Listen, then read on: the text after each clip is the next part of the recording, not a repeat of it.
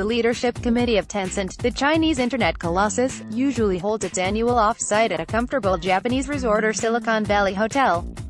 Last fall it went for something more epic, a 2-day hike through the harsh wastes of the Gobi Desert. The committee traveled in a manner befitting the 14 most senior executives of China's most valuable company. Helpers assembled their tents, and water was trucked in at considerable expense for showers.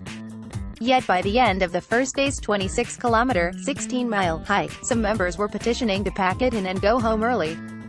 Martin Lau, Tencent Holdings Limited's president, and Pony Ma Wading, its co-founder and chief executive officer, insisted on forging ahead. On the second day they hiked another 26 kilometers and, weary and blistered, made it to Dunhuang, once a frontier town on the Silk Road. While the executives had been wandering the desert, Tencent's stock had risen to make it the most richly valued company, not only in China, but in all of Asia, a record it now trades back and forth with its arch-rival, Alibaba Group Holding Limited. The Tencent team launched into an enthusiastic celebration during a hotel banquet.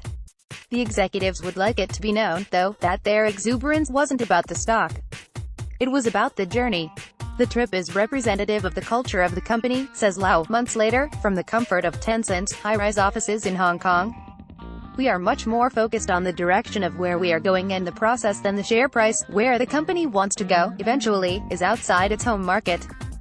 Tencent, which is based just north of Hong Kong and Shenzhen, permeates daily life in China. More than two-thirds of Chinese people use its two messaging apps, WeChat and QQ, for everything from texting to shopping, flirting, dating, watching videos, playing games, and ordering food and taxis. According to venture capitalist Mary Meeker, Chinese users collectively spend 1.7 billion hours a day on Tencent apps, more than they spend on all other apps combined.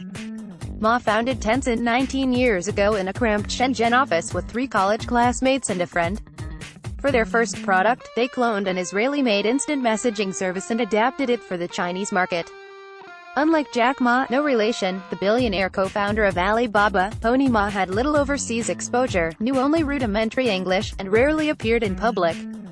Colleagues and friends say he's a typical Guangdong province businessman, shy and wary of the spotlight.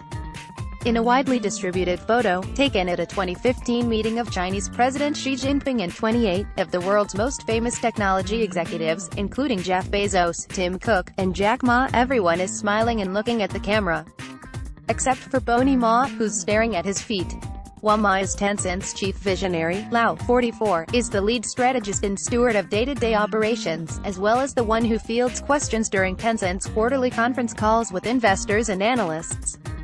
Slender and bespectacled, he's a devout Christian, an avid gamer, and widely liked and respected, at least among those who've heard of him. I actually think most people in Silicon Valley have no idea who Martin Lau is at all, says Sean Liu, a China-born investment manager at the San Francisco office of venture firm VY Capital. It's shocking, because it would be the equivalent of people not knowing who Sheryl Sandberg is if they cared about Facebook. Except that Martin Lau is even more powerful and influential within Tencent and in China's technology community. Indeed, though Lau attended college in the US, speaks English fluently, and is what passes for the public face of Tencent, he has until now largely evaded Western media attention. But there's no hiding any longer, now that he has one of the most formidable challenges in all of business, taking a quintessentially Chinese company to the world. Lau first encountered Tencent in 2003, when the company was 5 years old and he was still a banker at Goldman Sachs Group Inc. Back then, Tencent had about 1,000 employees and was known primarily for its QQ messaging service, the first to allow Chinese youth with common interests and backgrounds to find each other online, and for its winking, scarf-wearing, penguin mascot. Tencent made 735 million yuan, $108 million in revenue that year selling ads and upgraded services, such as fancier usernames, on QQ, and it was beginning to add games. But the dot-com bust had left its original investors skeptical of its prospects, and they'd sold the majority of their interest to the South African media company Naspers Limited. Now, Tencent was planning to go public, one of the first listings of a Chinese internet company since the downturn. Lau specialized in telecommunications and media for Goldman's Hong Kong office.